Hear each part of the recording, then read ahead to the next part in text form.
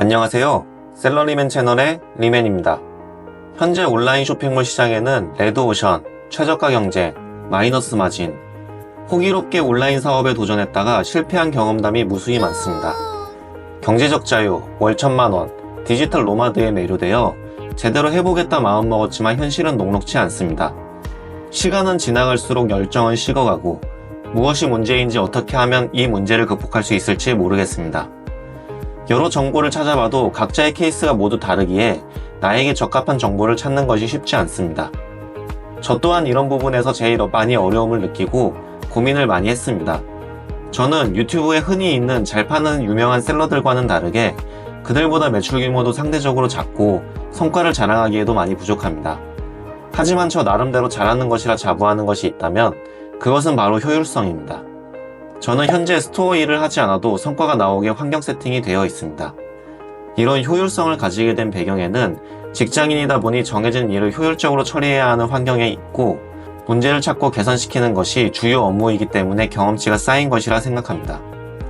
저는 위의 무한 경쟁의 문제에 대해 오랜 시간 고민해본 결과 나름의 답을 내렸습니다. 이런 경우는 대부분 처음부터 잘못된 상품으로 시작해서 문제가 생겼거나 판매 방법이 잘못되었기 때문에 생긴 것이라고요. 이 중에서 오늘은 시작 단계에서 제대로 된 상품 찾는 방법에 대해 이야기해볼 예정입니다. 저는 온라인 쇼핑몰 사업 성공의 절반 이상은 제대로 된 상품을 소싱하는 것에 있다고 생각합니다. 오늘은 각자가 처한 문제에 대한 구체적인 해결 방법을 제시하기보다 좀 더 근본적인 모든 셀러들에게 가장 중요한 상품 소싱 노하우에 대해 다루어 볼까 합니다. 문제 상황에 처하기 전에 해당 문제를 미리 예방할 수 있으면 좋겠죠? 상품 소싱 노하우 핵심 사항을 3가지로 정리해 보았습니다. 구독과 좋아요 부탁드립니다. 그럼 지금 바로 시작하시죠.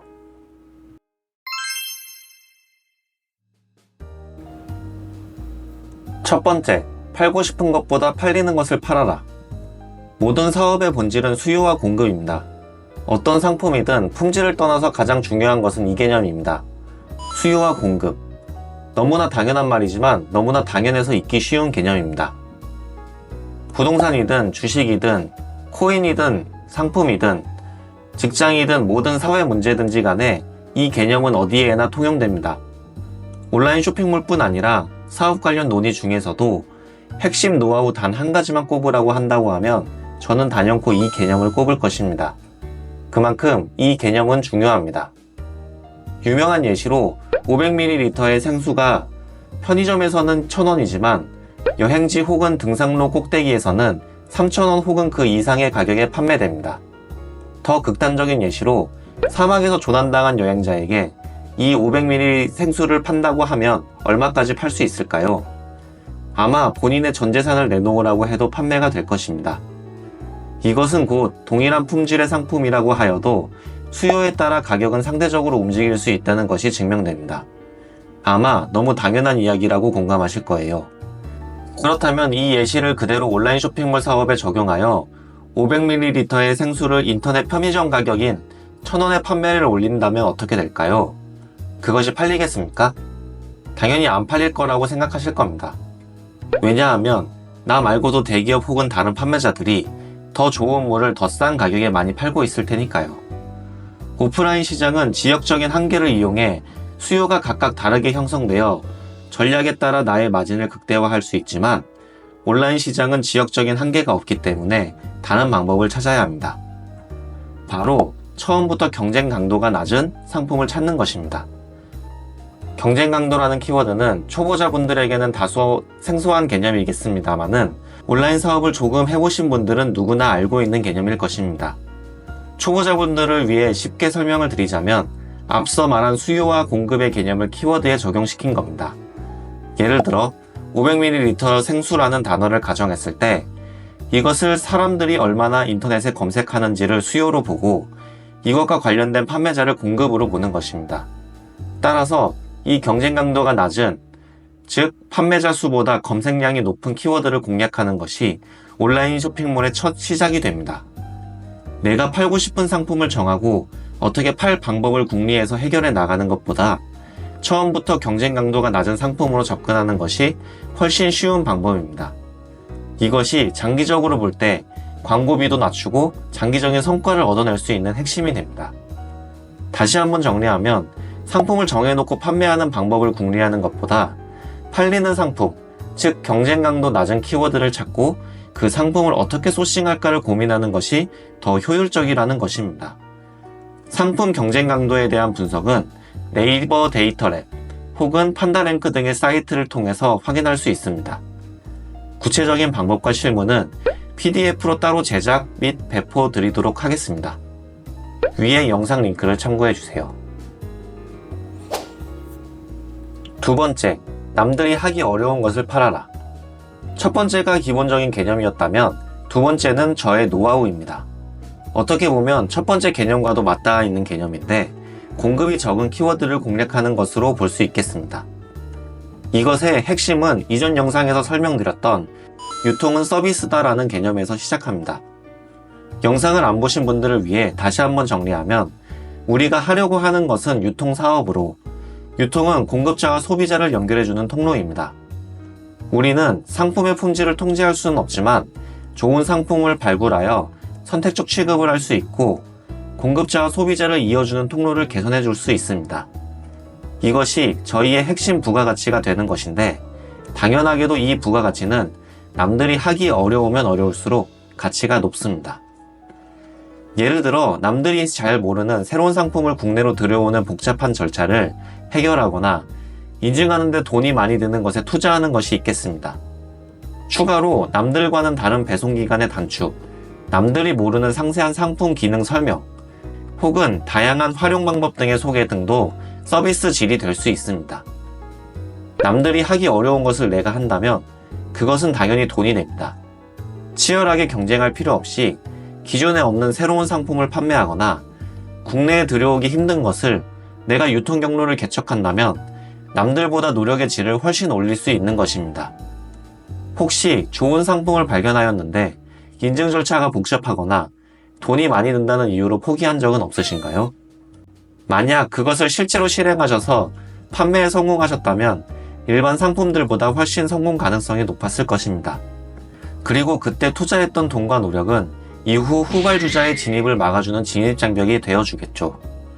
본인이 하기 전에도 힘들었던 상품 판매가 이제는 본인이라는 선두주자가 장악한 시장이 되어버렸으니까요. 이처럼 큰 리스크에는 큰 보상이 따릅니다. 상품 소싱의 진정한 실력이란 아직 검증되지 않은 시장에서 가능성을 보고 과감히 리스크를 짊어지고 투자할 수 있는 것이다 라고 생각합니다. 주어진 환경에서 같은 상품을 보았을 때 초보자는 리스크를 보고 도전을 포기하지만 고수는 가능성을 보고 과감히 투자합니다. 하고 싶은 말을 정리하면 이렇습니다. 경쟁이 치열한 상품 시장에서 판매 방법을 고민하는 것보다 남들이 취급하기 어려워하는 상품을 취급할 수 있게 만드는 방법을 고민하는 것이 낫다는 것입니다. 적은 노력으로도 좋은 성과를 거둘 수 있는 핵심입니다. 초반에 이런 차별점을 만들기 위한 노력 혹은 자본이 들어가는 것은 어쩔 수 없습니다. 하지만 이런 노력은 장기적인 보상과 성장을 가져온다는 것을 명심해 주세요. 세 번째, 내가 잘 아는 것을 팔아라. 마찬가지로 유통이 서비스임을 감안할 때 내가 잘 이해하고 있는 상품을 파는 것이 좋습니다. 이것은 첫 번째에서 설명드린 내가 팔고 싶은 것과는 다른 포인트입니다. 내가 해당 상품을 잘 이해한다는 것은 이 상품이 어떤 특징이 있고 고객에게 어떤 편의를 제공하는지를 정확히 이해한다는 것입니다. 본인의 취미나 아니면 본인이 실제 사용해본 경험을 토대로 어떤 상품이 어떤 장단점이 있고 어떤 상황에서 사용되는지를 정확히 안다는 것은 그 상품을 판매하는 데 있어서 강력한 무기가 됩니다. 상품은 각각 그 상품만의 특징이 있습니다. 디자인부터 시작해서 기능, 사용 환경, 사용 시기 등 정말 그 예시가 다양합니다. 계산기를 예로 들어보겠습니다. 저 같은 직장인, 그 중에서도 특히 회계부서에서는 카시오 14자리 계산기를 주로 사용합니다. 일반 계산기보다 1.5배 이상 비쌈에도 불구하고 저는 이것만 사용합니다. 반면 후배 직원 중에는 단순히 디자인이 예쁘다는 이유로 이런 계산기를 사용하거나 저희 부모님은 익숙하다는 이유로 자판이 크다는 이유로 소위 쌀집 계산기처럼 생긴 이런 계산기를 사용합니다. 만약 계산기의 특징을 잘 알고 있다면 판매 전략 또한 달라질 것입니다. 카시오 계산기 같은 목적 적합한 상품은 계산기를 주로 활용하는 회계 세무, 재경 커뮤니티에 홍보하고, 예쁜 계산기는 주부를 대상으로 맘카페 같은 곳에 홍보하고, 쌀집 계산기는 어르신분들이 많이 모여있는 네이버 밴드 같은 곳에 홍보할 수 있습니다. 추가로 경쟁은 피하는 것이 좋으니 실제 소싱을 진행한다면 카시오 벚꽃 에디션 같은 기능성의 디자인까지 겸비한 상품을 빠르게 소싱하여 남들보다 빠르게 판매하는 것도 좋은 전략이 될 수 있습니다. 혹시 어떤 상품을 사기 위해 치열하게 여기저기 뒤져가며 최저가 혹은 특별한 상품을 구매한 경험이 있지는 않으신가요? 이런 경험 역시도 본인만의 상품 소싱의 강점이 될 수 있습니다. 해외에서 어떤 물건이 더 저렴해서 어떤 특별한 가치 때문에 어느 정도 리스크를 떠안고 물건을 구매한 뒤 뿌듯했던 경험이 있으시다면 그 물건을 팔아보세요. 동일한 판매자에게 물건을 구매해서 위탁으로 파시거나 내가 해당 구매 경로를 찾아보는 것입니다.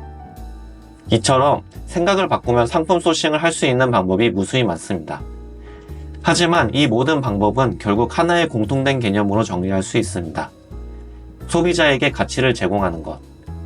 그것이 나만의 차별화된 서비스가 되었던, 나만의 특별히 알고 있는 정보가 되었던 가치를 제공하는 것입니다. 좋은 상품인데 한국에 잘 알려지지 않은 상품을 제공하거나 남들이 가져오기 힘든 부분을 내가 해결하여 상품을 공급하던가, 남들이 잘 모르는 상품에 대한 정보를 내가 상품을 판매하면서 제공하거나 하는 것입니다. 일반적으로 쉽게 상품을 가져와서 단순히 파는 것은 경쟁력이 없습니다. 상품을 판매하는 데 있어서 내가 어떤 가치를 소비자에게 전달할 수 있는가를 고민하는 것이 중요합니다. 그것이 곧 브랜드 가치를 키우는 것이자 장기적이고 꾸준한 수익을 만드는 지름길이라고 생각합니다. 이러한 원론적인 개념을 머릿속에 담고 실무적인 부분, 스킬적인 부분은 별도의 PDF 파일로 제공드리겠습니다. PDF 파일을 원하시는 분들은 위의 영상을 시청하신 뒤에 고정 댓글, 링크를 통해 신청 바랍니다. 저는 경기도에서 근무하는 평범한 직장인입니다. 유통업에 종사하고 있는데 회사의 판매 방법도 개개인 셀러 판매 방법과 크게 다르지 않습니다.